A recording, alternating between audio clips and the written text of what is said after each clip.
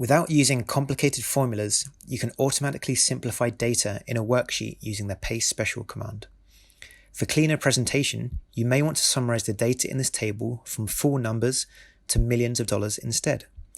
Rather than dividing each cell manually by 1 million, you can use the paste special command.